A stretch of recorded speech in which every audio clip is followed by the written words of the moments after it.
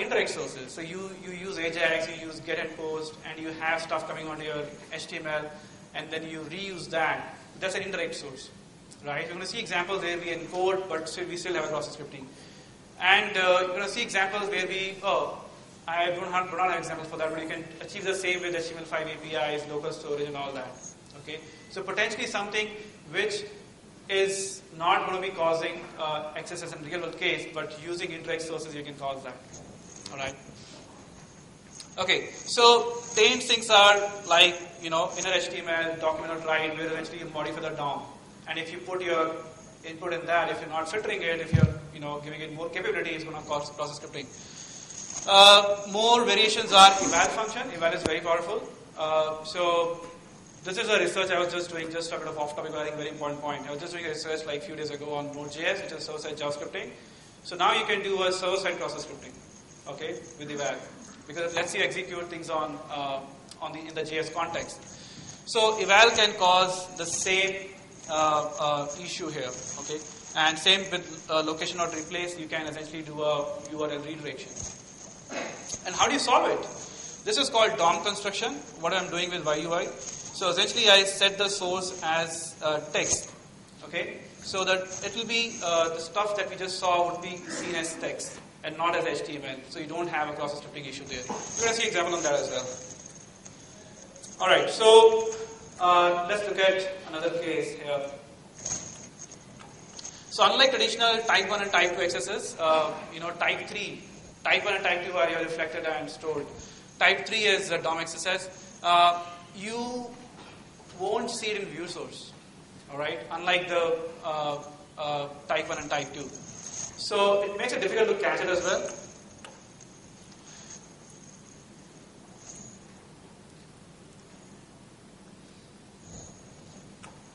All right, let me just see it here. All right, this is one case which government did not even catch, right? Pretty straightforward case. It did not catch it. Having said that, there will be improvements in Dominator. I'm not discouraging Dominator by any means. I'm just imposing that defensive coding is your first shot, right? And tools the second. So, let's see what happened here. So if you just go and look at let's first look at here. So what I'm doing here is, I'm essentially pushing this, right? But if you do a view source, okay, so you won't see that thing here. So between the script and div, you do not see this injection, right? So if you're trying to, somebody reported an issue to you, and if you're trying to find DOM XSS in view source, it's not going to happen, right? You need to do a view generated source via web developer plugin, or you can use Firebug and you can see the injection, okay? This is one of the reasons why DOM XSS has been alive for 7 years and nobody caught it. Nobody put attention to catch it because pen testers, guys like us, we were already happy with finding the reflected and stored. But they have been around for several years. It's just that it is now, you don't have a new issue to show in the report, so you find DOM XSS number. Okay, so that's an example about that how you analyze DOM XSS. Okay, so one of the myths that we have a default framework auto sanitation as a server, like PHP filter or code igniter or HTML purifier, which take care of your issue, right? Argument is server-side auto sanitation is not on the browser, right? It is not intercepting DOM. There is no server round trip here. So even if you have sanitization on your server side, it's not going to help. Okay, so we saw the generated view source, which was having the injection. Let's look at, okay, so we saw this one as well. So let's look at an example of jQuery. So there's a debate, whose fault it is. I mean, the creators of DOM, JS, YUI, jQuery. I don't know. From my point, I see not completely properly, YUI, jQuery could do a few things better. I think they are doing better. If you see the reports and all, they are pushing things into it, and we are also working in Yahoo to make things better. So we're going to see an example of jQuery. Let me just copy this.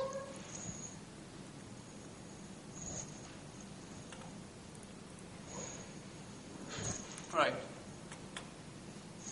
So what we are doing here is we are doing a very bad piece of code. We are essentially doing a DOM templating. We are calling jQuery and asking it to do same like doc.write. And there's no way jQuery can protect against this one. The best you can do is tell the developers, to use the correct way.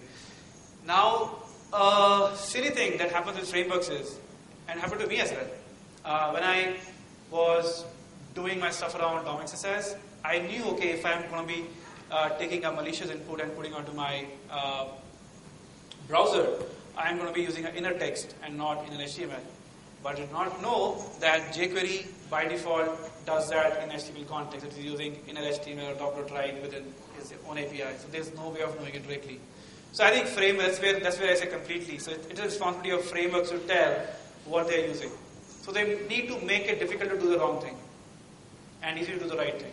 Yeah, that's what they need to do.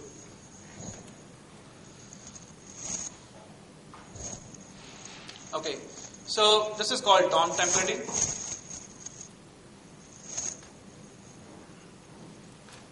All right. Same issue you see in YUI as well. If you are doing I'm going to show this for the guys at the back in a bigger screen a little bit. You're going to see the same issue in Y.Node, which is a YUI 3 framework. So you can cause the same accesses there as well.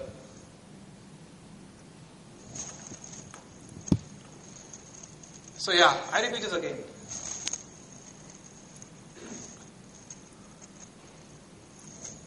Alright. So yeah, Dominator will not catch this as well. So there's too many cases. And I was just running Dominator on a couple of sites within Yahoo, it just crashed. That's another performance issue. Because a lot of these rich-written applications, they are very heavy on JS, right? And we are making a lot of heavy JS application with JSON and all. And this tool just tend to crash on that. Alright.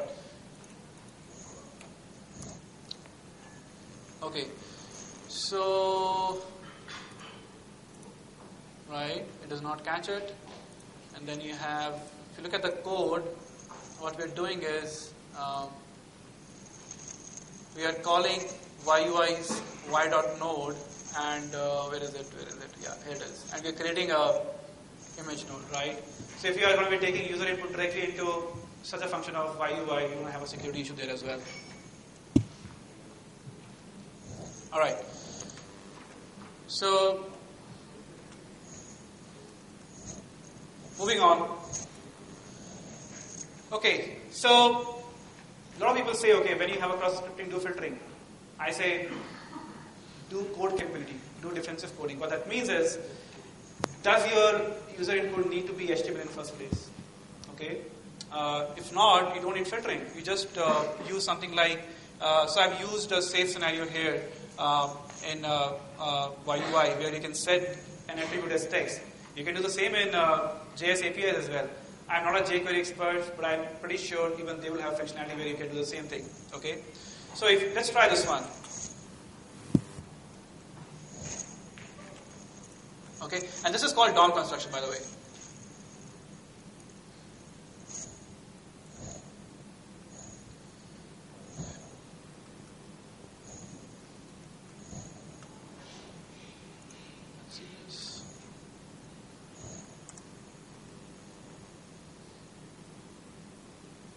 It's just downloading the JS right now.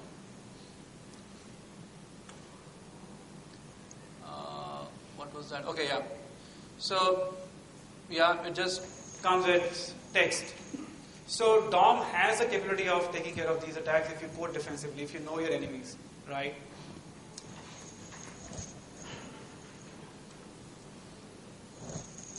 Okay. So what we did was, just to recap, we did a DOM construction. So we saw two examples which did the same thing in YUI. One was vulnerable, one was not. You can do the same thing in DOM as well, in native API. So the idea is use DOM construction and not DOM templating. Okay, so beware of context. If you remember the third slide, we had a slide on browser model. It is not simple, right? You can fire process scripting even with JavaScript URIs. You're going to see that. So let's see example for that as well.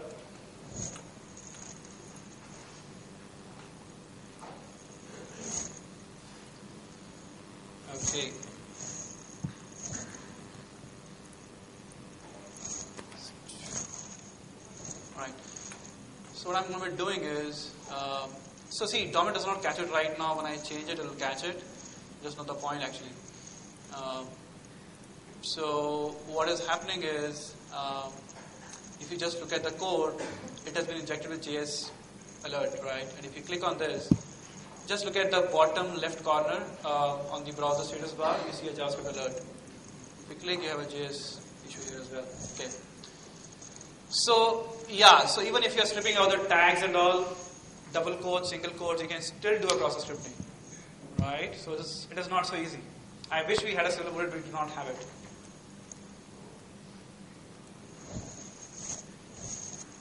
Okay, so we saw this. We saw this as well. This is a very interesting example.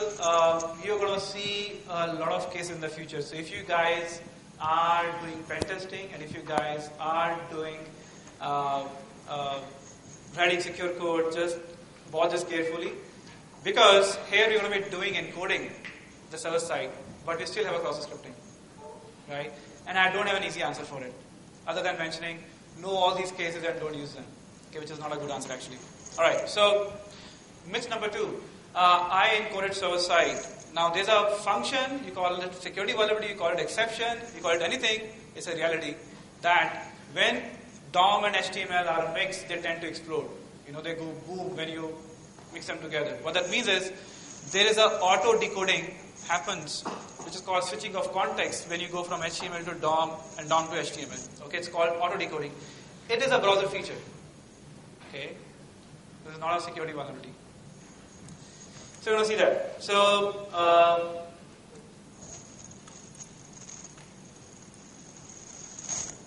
Dominator will not catch this one as well.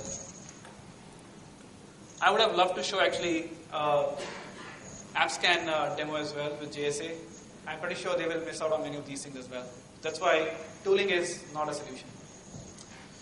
Okay, so let's look at the code here. What we have is all good code, all encoded, no tags, right? And you don't see anything here, all here. But once you do this, and what's going to happen is, I'm going to pick this demo element, which essentially is, where is my title? Okay, so yeah, I'm going to pick doc.title, which is essentially this, which essentially is encoded string. And when you put it back onto a new, existing button, existing div tag, demo, it's going to execute a process scripting method. Alright, let's see that.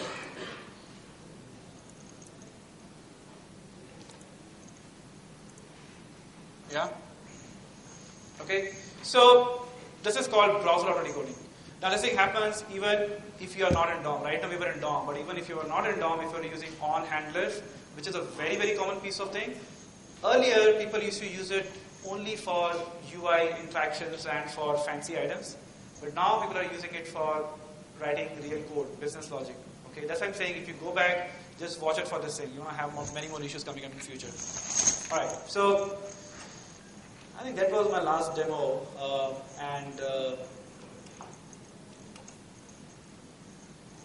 Okay, so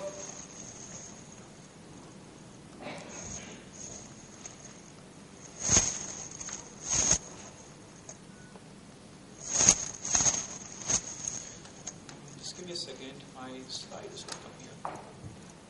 Okay, so yeah, so I think that's all I have for today. So if you have any questions, so yeah, this is my colleague Albert. We do a lot of stuff together.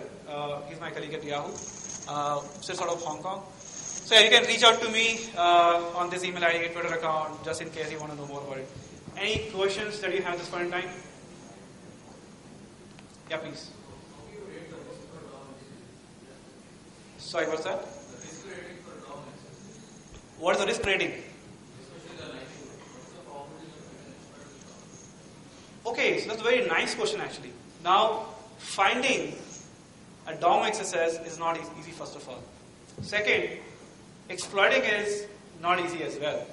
Because the browsers behave differently, the encodings are a bit different, so your exploit code has to be very pinpoint. Okay. Good thing is you only have two reading browsers, Opera and Chrome and Firefox, right? So usually they work together. Now finding a DOM XSS is difficult because if you go onto JS heavy sites like Yahoo or Facebook and all the dictionary applications, you're going to see a lot of DOM. So analyzing what those mean and what different paths are is a challenging work. So it is good for the coding guys. That is not easy to find it because you need to actually click things and figure out what is happening. And you don't have good open source tools, pen testing tools for doing that. So if you're looking at writing a tool, this is one of the good bets. Did I answer your question?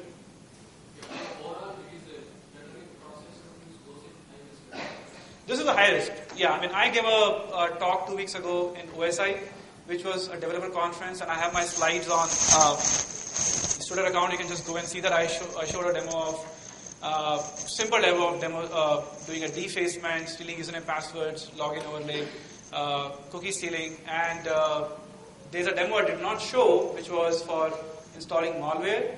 But if you guys want to see that, there's something called as track-XSS. Developed by a guy whose name is Kochher, excellent researcher again from Poland. So he has done a nice malware. So if you install, if you just have to have a guy call it URL, a victim call it URL. Once he does that, you can see everything that is being clicked, all the form submits, all username passwords, everything. Okay. So it is, yeah. So answer it is it's a high risk issue, no doubt. Any more questions?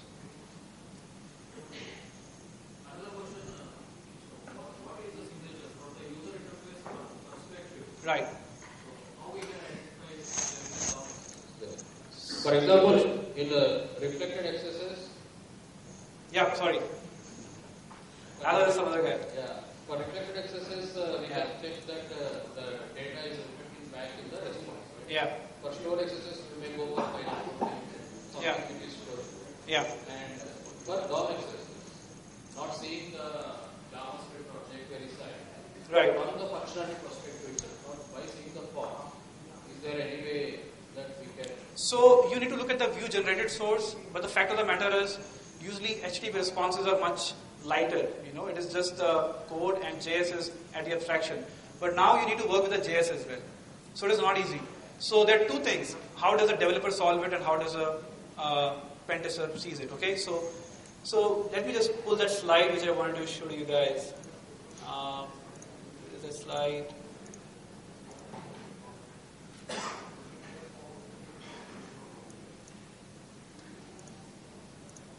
So in one of my slides I have mentioned, okay, let me just run through it quickly again so I can show that to you. Okay, so if you, where is that? So there's one slide where I have the reference for, so there's something called as DOM XSS Wiki, which I think I might just one slide just got messed up in the morning. So I have a link, so essentially just what you need to do is just search for DOM XSS Wiki on the internet. And Stefano Di Paolo, the creator of DOM Dominator, he has written all these sources and sinks from where you can get these attacks. Okay, so developers need to watch out for that. That's not the entire list, but that's at least a good list. Okay, and understand, I think the main thing a developer needs to look at whether my code needs this capability, whether it needs to be HTML, whether it needs to be URL. If it needs to be, then do have enough filtering, and if I have enough filtering, do have context sensitive filtering. Okay, so these are important questions for a developer. For attacker, it is figuring out the application. Again, going back like 10 years ago. So one of the guys who met me, he mentioned, the more you know your application, the more you know your systems, the more the chances of you attacking and getting into it. Okay, same goes for DOM XSS. The more you know the application, more your chances of getting in. Yeah. Thank you. Yeah. All right.